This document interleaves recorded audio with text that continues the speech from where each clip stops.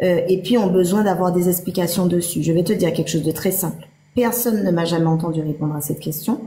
Personne ne m'entendra répondre à cette question. Jamais. OK? Parce que au début, alors il y avait Vovonne de Sainte-Thérèse. J'étais une prostituée en France qui couchait avec des blancs. Ensuite, il y a eu plein d'autres trucs. Après, il y a eu l'histoire de la cagnotte que j'avais volée avec ma tante.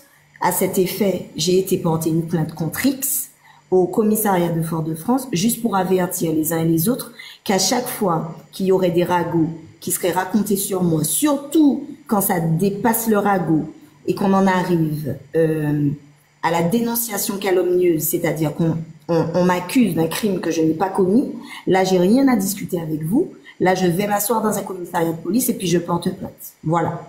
Donc, pour la plainte, pour le message qui circulait sur la cagnotte que j'avais volé soi-disant avec ma tante, j'ai porté plainte contre X.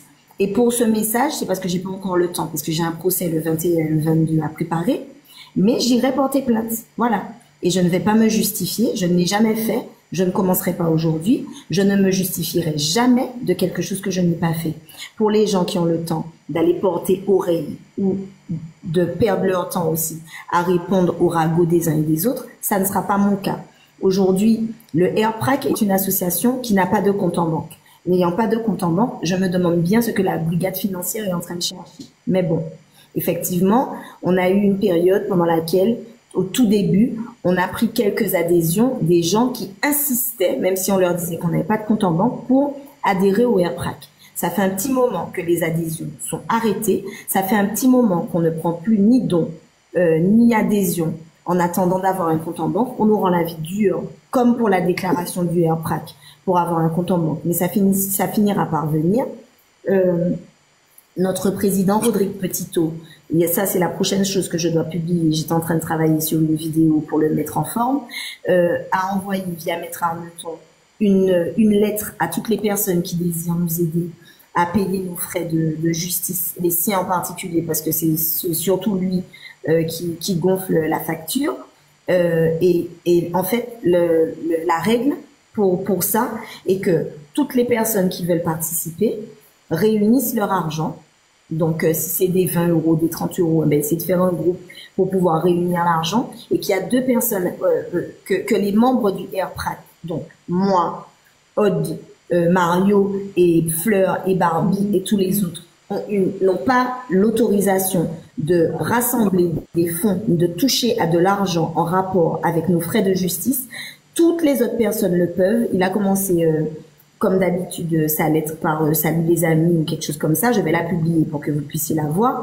Et il y a deux personnes à qui vous pouvez remettre les fonds. C'est son avocat, Maître Bellemare, ou moi, la trésorière. Si vous remettez l'argent à Maître Bellemare directement, moi ça m'arrange parce que j'ai pas le temps de gérer ça et que la chose que je déteste le plus dans la vie, c'est l'argent. Parce que l'argent a tout gâché. L'argent a gâché les relations que les gens ont entre eux. L'argent a rendu les gens jaloux les uns des autres. L'argent a rendu les gens méchants. Des gens s'entretuent pour de l'argent.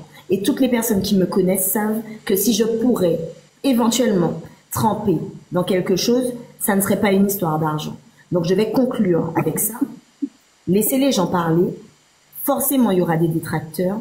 Forcément, il y aura des gens qui vont balancer. Et puis c'est facile, hein, dans le confort et la lâcheté de son écran, derrière ses écrans, de tout écrire, d'écrire tout et n'importe quoi sur les gens. Après, charge aux personnes qui republient, parce que j'ai constaté que ce message a été republié de nombreuses fois, mais sachez que devant la justice, les personnes qui republient sont aussi coupables que les personnes qui ont écrit le message. Exact. Donc quand on va porter plainte, comme je vais le faire pour ce message, comme pour l'autre, toutes les personnes qui ont participé à relayer le message sont aussi coupables que les personnes qui l'ont écrit au départ. Voilà, c'est tout ce que j'ai à dire. Et pour les histoires de cagnotte, Aude vous a déjà répondu, mais comme les réponses ne sont jamais suffisantes, parce que vous pensez que c'est un sujet, le sujet, c'est que Rodrigue Petitot, notre président, est en prison. Le sujet, c'est qu'il est en prison pour rien. Le sujet, c'est qu'en plus de ça, le 21 et le 22, il risque 20 ans de prison. Et le sujet, c'est qu'il y a 3 autres personnes, dont moi, Mario et ma tante Florence qui seront sur le banc des accusés aussi avec lui et qui risquent aussi certainement de la prison et qu'il faut nous soutenir pour qu'on finisse pas en prison parce que ce qu'on a fait, c'était pour que la vie baisse en Martinique et vous commencez à voir les effets de notre travail, vous commencez à voir les effets de notre ténacité. On a travaillé gratuitement, on n'a jamais rien demandé à personne. Tout ce qu'on a demandé, c'est la justice sociale et c'est nous qui nous retrouvons sur des bancs de tribunaux. Et évidemment, quand on veut discréditer l'association qui a commencé ce travail, eh bien, on raconte des ragots. Et puis, il y a des gens qui croient. Alors, libre à ceux qui veulent croire que, avec tout le travail qu'on a effectué ces derniers mois, en étant sur le terrain de 8h à 23h, qu'on avait le temps de voler de l'argent, libre à eux de croire ça. Maintenant, et à quel moment on avait le temps de le dépenser, c'est ça la grande question. Mais bon, bref, parce que souvent quand Rodrigue venait me chercher le matin, les magasins étaient fermés. Et quand il me ramenait le soir, eh ben les magasins étaient fermés aussi. Alors faites activer un petit peu votre réflexion.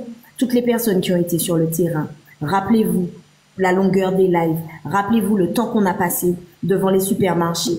Et puis demandez-vous à quel moment toutes les conneries que les gens racontent, on aurait eu le temps de les faire. Ok ? Et puis moi, c'est tout ce que j'ai à dire à ce sujet. Et puis allez regarder le podcast de Maître Arnoton sur Post. Voilà, c'est ça que j'étais venue dire. Voilà.